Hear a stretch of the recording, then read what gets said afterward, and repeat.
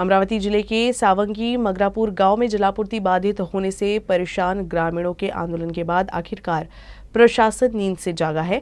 प्रशासन ने गांव में जल्द ही जलापूर्ति बहाल करने का आश्वासन दिया, जिसके बाद ग्रामीणों ने आंदोलन पीछे ले लिया। अमरावती जिले के चांदुर रेलवे तहसील के सावंगी मगरापुर गांव के कुछ इलाके में पिछले कई सप्ताह से जलापूर्ति बाधित थी। पानी नहीं आने से परेशान ग्रामीण कई बार ग्राम पंचायत प्रशासन से संपर्क किए, लेकिन प्रशासन जलापूर्ति को लेकर गंभीर नहीं था। आखिरकार जलापूर्ति के लिए ग्रामीणों ने गाँव का बहिष्कार करते हुए गांव के बाहर आंदोलन पर बैठ गए। पूरे परिवार के साथ आंदोलन पर बैठे इन ग्रामीणों के आंदोलन की खबर मीडिया में दिखाए जाने के बाद आखिरकार प्रशासन नींद से जागी और गांव में जल्द ही जलापूर्ति बहाल करने का आश्वासन दिया। अमरावती जिले के पालक मंत्री यशोमती ठाकुर ने भी ग्रामीणों से फोन पर ही बात कर इस संबंध में जिलाधिकारी से चर्चा करने की बात कही। प्रशासन द्वारा आश्वासन मिलने के बाद ग्रामीणों ने अपना आंदोलन पीछे ले लिया। ताईंनी असं आश्वासन दिलं की आज त्यांनी आंदोलनाची सांगता करावी। उद्या ताई अमरावतीला आल्यानंतर एसपी, पोलीस, जिल्हा परिषदेचे अधिकारी, पंचायत समितीचे अधिकारी, पाणी पुरवठा, महसूल यांची बैठक घेऊन त्यांच्यावर होत असलेला अन्याय आणि त्यांच्यावर दहशत पसरवणाऱ्यांचे काळे धंदे कसे बंद केले जातील याच्यासाठी ताई बैठक घेणार आहे। माझं सुद्धा अपयश आहे हे मी मान्य करतो, परंतु आत्ताच्या ज्या घडीला महिलांनी हिंमत दाखवली आणि येऊन बसल्या, खरी या आंदोलनामधून जर यश मिळालं, त्यांना पाणी मिळालं तर हे सगळं महिलांचं यश आहे। माणसांचं काही फारसं यश याच्यामध्ये नाही। करणार नाही। 3 महिन्यापूर्वी मी BDO आणि ठाणेदार या महिला माझ्या घरी येऊन बसल्या होत्या, 100 महिला। तेव्हा त्यांना त्या समक्ष बोलावून सांगितलं होतं की साहेब यांचं पाणी पुरवठा सुरू करा। BDOंना सांगितलं, पण 3 महिन्यापासून त्यांचं जेमतेम टेंडर झालं, वर्क ऑर्डर अजून व्हायची आहे। 22-23 मध्ये होणाऱ्या कामाची ते गोष्टी आता करतायत। IAS ऑफिसर आहे BDO, probationary IAS officer. Amravati जिले के मोर्शी तहसील में एक ही रात अज्ञात चोरों ने 3 गांव के 9 दुकानों में चोरी किया है। चोरों ने दुकान से लाखों रुपए के माल पर अपना हाथ साफ किया है। चोरी की वारदात CCTV कैमरे में कैद हुई है, जिसके आधार पर पुलिस चोरों की तलाश कर रही है। अमरावती जिले में पिछले कुछ महीनों में चोरी और अन्य अपराध की घटनाएं बढ़ गई है। अमरावती जिले के मोर्शी तहसील में एक रात 9 दुकान में चोरी की घटना सामने आने के बाद सुरक्षा व्यवस्था पर सवाल उठने लगा है। मोर्शी तहसील के डोंगर यावली पाड़ा और सालबर्डी गांव में एक ही रात अज्ञात चोरों ने 9 दुकान में सेंधमारी की और दुकान से लाखों रुपए के माल चुरा कर फरार हो गए। इस मामले में पुलिस थाना में शिकायत दर्ज कराई गई। इस मामले में पुलिस CCTV फुटेज की मदद से चोरों की तलाश कर रही है। अमरावती नगर निगम द्वारा प्रभाग रचना का प्रारूप जारी करने के बाद चुनाव विभाग को इस पर आपत्तियां मिलनी शुरू हो गई हैं। शेगांव, राहटगांव, नवसारी, गडगेश्वर प्रभाग से 18 आपत्तियां प्राप्त हो गई हैं। इसकी जानकारी नगर आयुक्त डॉक्टर प्रवीण आष्टीकर ने दी है। मनपा चुनाव के लिए तैयार किए गए प्रभागों के प्रारूप ढांचे में 25 से 30% का बदलाव किया गया है। पिछले 4 सदस्यीय प्रभाग का ढांचा अब 3 सदस्यीय हो गया है। प्रभाग के एक हिस्से को दूसरे में शिफ्ट कर दिए जाने से 2 समुदायों के उम्मीदवारों को काफी परेशानी हो रही है। शहर के राजनीतिक विशेषज्ञों का मानना है कि 2 समुदायों के बीच वोटों का बंटवारा मुख्य रूप से शहर के सीमावर्ती इलाके में नए प्रभाग ढांचे के कारण होगा। 14 तक आपत्ति व सुझाव मांगे गए हैं। आयुक्त द्वारा रोजाना मिलने वाली रिपोर्ट की समीक्षा की जाएगी। इसके बाद चुनाव आयोग द्वारा नियुक्त अधिकृत अधिकारी द्वारा इसकी सुनवाई की जाएगी। इसके बाद ही पूरी रिपोर्ट चुनाव आयोग को भेजी जाएगी। आपत्तियों एवं सुझावों की संख्या के आधार पर प्रभाग की संरचना में परिवर्तन किया जाएगा। आजपर्यंत एकूण 18 आमच्याकडे हरकती सूचना प्राप्त झालेल्या आहेत।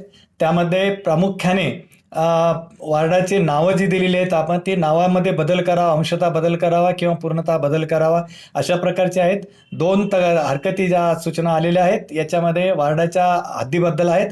आम्ही या सगळ्यांची यांच्या प्रभागांचे जे आमचे इंजिनियर आहेत यांच्यामार्फत चौकशी करून त्यांचा अहवाल आम्ही मागवण्याची प्रक्रिया सुरू आहे आणि 14 तारखेपर्यंत ही प्रक्रिया पूर्ण चालू राहणार आहे. 14 तारखेनंतर या बाबतीमध्ये 21 तारखेला हिअरिंग देण्यात येईल आणि या सर्वांना हिअरिंग देऊन याचा संपूर्ण अहवाल तयार करून 2 मार्चला हा अहवाल राज्य निवडणूक आयोगाकडे सादर करण्यात येईल. अमरावती जिले में 1,14,000 घरकुल लाभार्थियों को बड़ा झटका लगा है. एक चौंकाने वाली बात सामने आई है कि ए और बी सूची में 82,634 और डी सूची में 32,000 लाभार्थियों के नाम सूची से गायब है. वहीं दूसरी ओर प्रशासन ने इस मामले को तकनीकी गड़बड़ी बताने से नाराजगी जाहिर की जा रही है. जिला प्रशासन की स्थायी समिति की बैठक के दौरान ये पूरी बात सामने आई. खास बात यह है कि अपात्र विद्यार्थियों के पास साधारण मोबाइल फोन तक नहीं है, लेकिन पात्र लाभार्थी सर्वसंपन्न होने की चौंकाने वाली बात सामने आ रही है. केंद्र सरकार द्वारा जिले के घरकुल लाभार्थियों के लिए ए और बी सूची तैयार की गई है. ये सूची ऑनलाइन बनाई गई है. प्रशासन के मापदंड के अनुसार पात्र लाभार्थियों के नाम ए सूची में तथा पात्र होने के बावजूद बाहर किए गए लोगों को बी सूची में शामिल किया गया है. विशेष बात यह है कि इस सूची में पात्र लाभार्थी होने के बावजूद 82,634 लाभार्थी वंचित रह गए हैं. इन सूची के साथ ही डी सूची बनाई गई है, जिसे केंद्र सरकार द्वारा मंगाए जाने पर उसमें भी 32,000 से अधिक लाभार्थियों को अपात्र घोषित कर दिया गया. 26 जनवरी को ग्राम सभा में सूची पढ़ी गई थी, जिसमें ये भी देखा गया है कि कई लाभार्थी जो एक विशेष नंबर पर थे वो अंतिम नंबर पर चले गए हैं, जिससे लाभार्थियों में भारी असंतोष पैदा हो गया है. वहीं दूसरी ओर अपात्र घोषित लाभार्थी जनप्रतिनिधियों को जिम्मेदार ठहरा रहे हैं. असल में सांसदों का इससे कोई लेना देना नहीं है. केंद्र सरकार की ओर से ऑनलाइन गड़बड़ी हुई है, जिससे लाखों पात्र लाभार्थी घरकुल से वंचित हो गए हैं. जिला परिषद सदस्यों का कहना है कि कम से कम प्रशासन को जनप्रतिनिधियों को बलि का बकरा बनाए बिना ग्रामीणों को सही स्थिति बतानी चाहिए.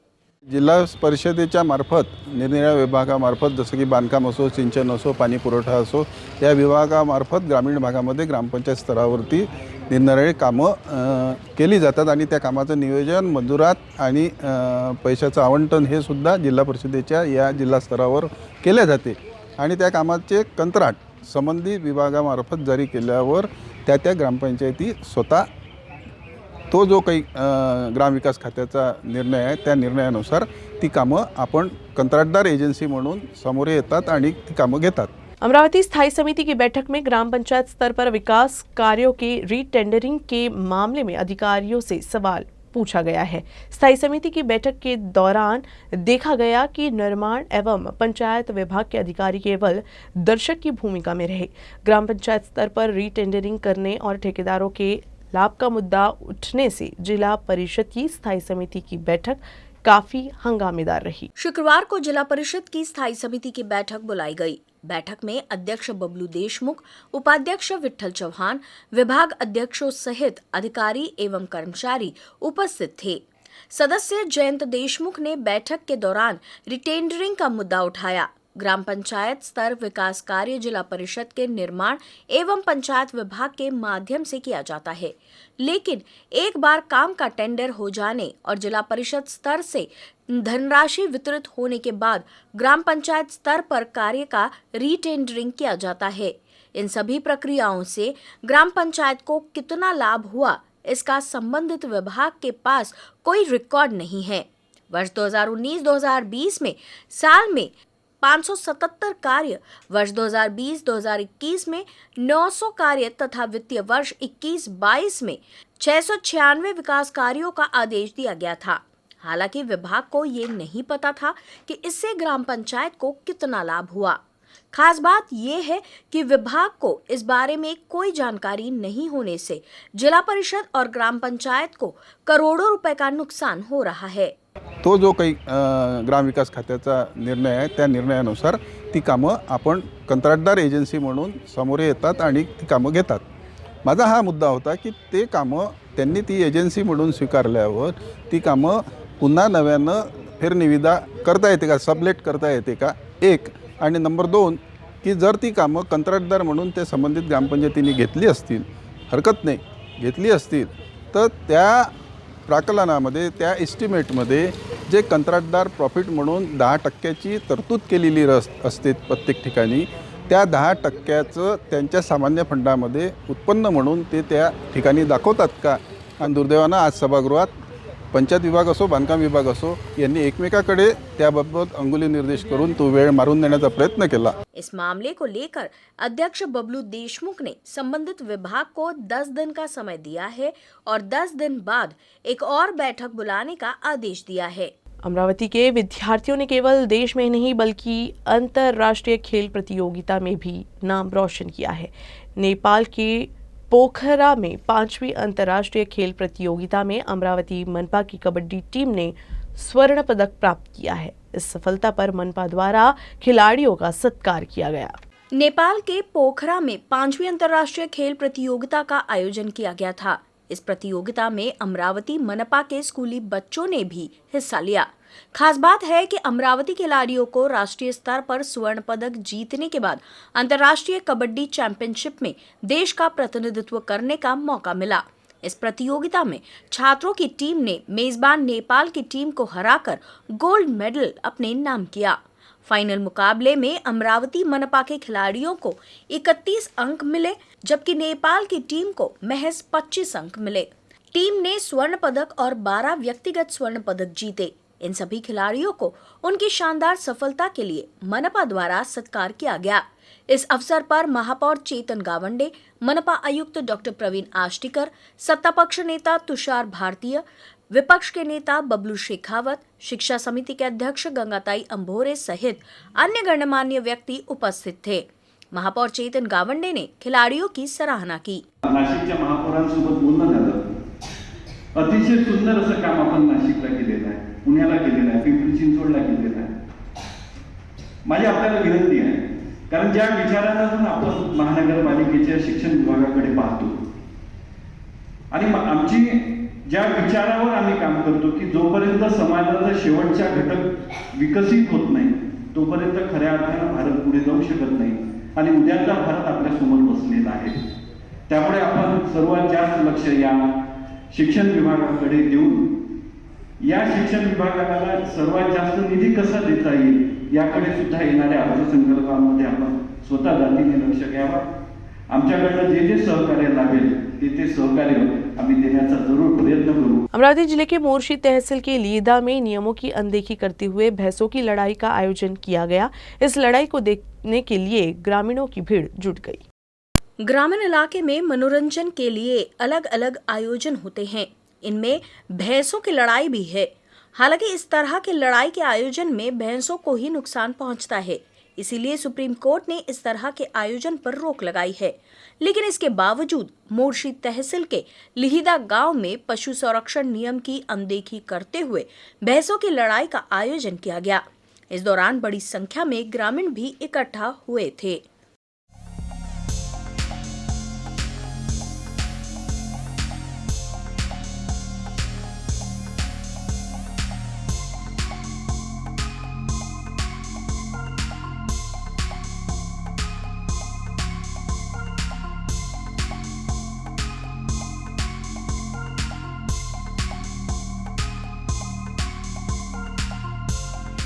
महाराष्ट्र सरकार के संबंधित मंत्रियों, अधिकारियों और ठेकेदारों के खिलाफ कार्रवाई की जाएगी जो बच्चों के पोषण में गड़बड़ी करके अपना भला कर रहे हैं। ये आश्वासन केंद्रीय महिला एवं बाल विकास मंत्री स्मृति ईरानी ने सांसद नवनीत राणा के अनुरोध पर दिया है। सांसद नवनीत राणा ने केंद्र सरकार के दिशा निर्देशों की मनमाने ढंग से अवहेलना करने वाले राज्य में योजनाओं के लिए धन रोके जाने की मांग की है।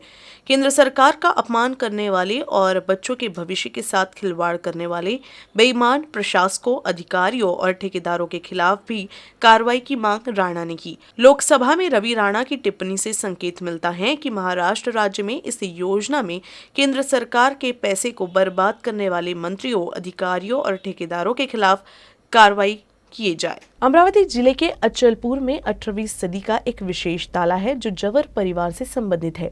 इस ताले की खासियत ये है कि इसे 4 अलग अलग चाबियों से खोला जाता है। 18वीं सदी के इस ताले को कैसे खोला जाए, ये अच्छे लोगों के लिए एक चुनौती है। कोरोना के बाद बड़ी संख्या में चोरी की वारदातों में इजाफा हुआ है। हालांकि ऐसा लगता है कि चोरों ने नवीनतम तकनीक को भी चकमा देकर अपना कौशल विकास कर लिया है। इस बीच अमरावती जिले में एक परिवार द्वारा रखा गया 18वीं सदी का उच्च सुरक्षा वाला ताला कई लोगों के लिए दुविधा की स्थिति है। 18वीं सदी में बना ये ताला लोहे से बना है और इन्हें आसानी से खोला भी नहीं जा सकता। इसे खोलने में बहुत बुद्धि लगती है। लोगों को इसे खोलने के लिए 1 या 2 की बजाय 4 चाबियों का उपयोग करना पड़ता है। जिले के अचलपुर तहसील के भाई गोपाल दास जवर और ब्रजमोहन जवर ने इस 18वीं शताब्दी को ताला लगा रखा है।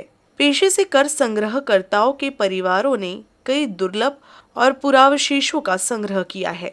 हायर सिक्योरिटी लॉक का उपयोग करके बनाया गया है। स्टॉप वॉच, बांस से बने ज्वेलरी बॉक्स जैसे कई चीजें फैंस को लुभा रही है।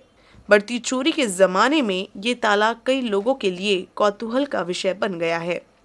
हे कुलूप जे आहे, या एका कुलपाला 4 चाव्या लागतात, एका कुलपाला 3 चाव्या लागतात.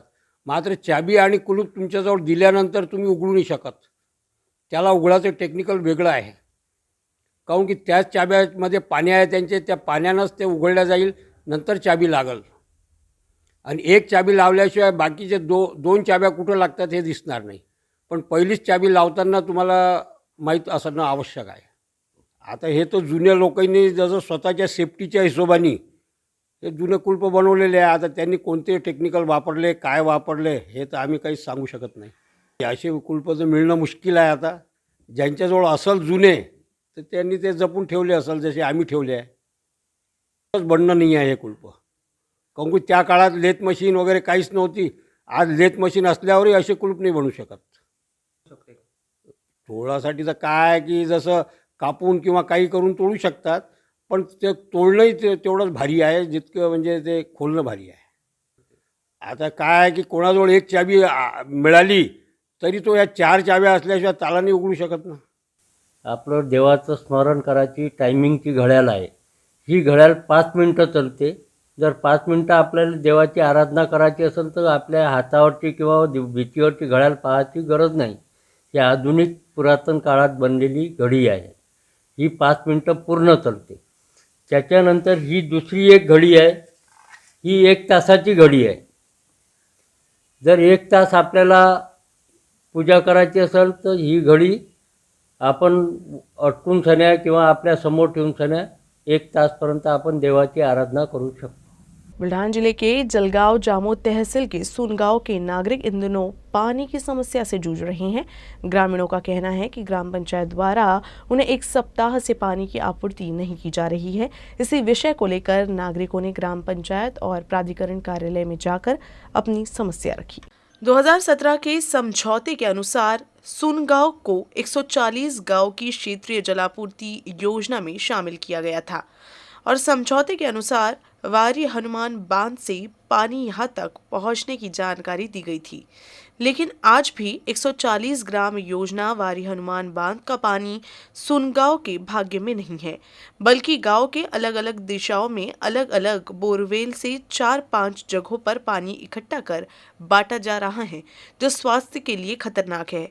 हर 4-5 दिन में नल आते हैं और महीने में 1 या 2 बार पाइपलाइन फूट जाती है और पानी की आपूर्ति बाधित हो जाती है।